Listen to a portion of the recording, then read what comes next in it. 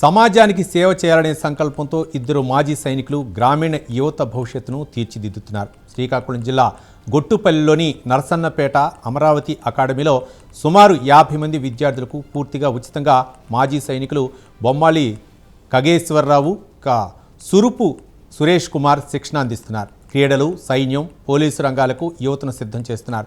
క్రమశిక్షణ, దేశభక్తి, ఆత్మవిశ్వాసంతో కూడిన శిక్షణ ద్వారా విద్యార్థులు రాష్ట్ర స్థాయిలోనూ ప్రతిభ చాటుతున్నారు.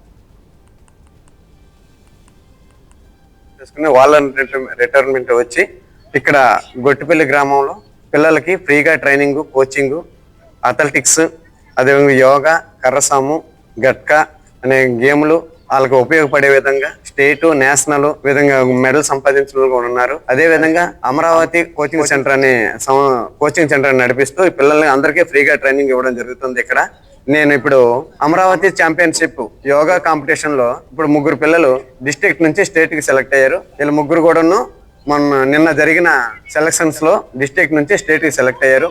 అదే విధంగా ఇక్కడ కొంతమంది పిల్లలకి కర్రసాం అదే ఇప్పుడు